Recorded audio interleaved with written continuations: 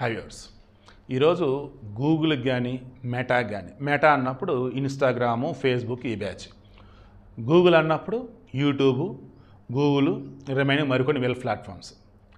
వీళ్ళకి దూల తీర్చబోతుంది ఇప్పుడు మన ఈడీ, ఎన్ఫోర్స్మెంట్ డైరెక్టరేట్.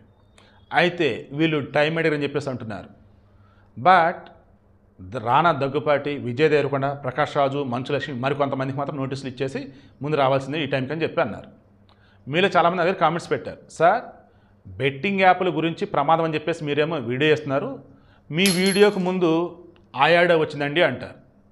అది యూట్యూబ్ యాడ్స్ అండి, నాకు సంబంధం లేదండి అంటే దాన్ని మరి మానిటైజేషన్ ఆపేసేయండి అని అంటారు. అసలు ఏంటి అసలు వాళ్ళు?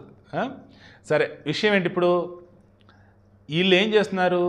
యూట్యూబ్ వాళ్ళు, అదేవిధంగా ఫేస్బుక్ వాళ్ళు, ఇన్స్టాగ్రామ్ వాళ్ళు ఏ బెట్టింగ్ యాప్లను అయితే మన దేశం నిషేధించిందో, ఏ బెట్టింగ్ యాప్లు అయితే యువతను పెడదో పట్టేస్తుంది అని అంటున్నారో వాటిని మరలా వాళ్ళకి స్లాట్స్ ఇచ్చి బ్రహ్మాండంగా యాడ్లు ఇచ్చుకుంటూ డబ్బు సంపాదిస్తూ పోతూ ఉన్నారు. దెన్ ఇమ్మీడియట్గా మీ దగ్గర డేటా మాకు షేర్ చేయండి అండ్ మేము వన్స్ వద్దని చెప్పి కూడా మీరు వాళ్ళని ఎలాగ అలౌ చేశారు యాడ్స్కి అని చెప్పేసి వాళ్ళకి నోటీసులు ఇచ్చారు. త్వరలో ఈ గూగుల్ అండ్ మెటా వాళ్ళు తల దించుకోక తప్పదు అండ్ ఫైన్ కట్టక తప్పదు. మీన్ వైల్ రానా దగ్గుబాటిని రేపు 23వ తారీఖున రమ్మన్నారు. Prakash Raj just asking batch రేపు 30వ తారీఖున విచారణకు వెళ్ళాలి. అండ్ విజయ్ దేవరకొండ రేపు ఆగస్టు 6న విచారణకు వెళ్ళాలి. మంచు లక్ష్మి ఆగస్టు 13న.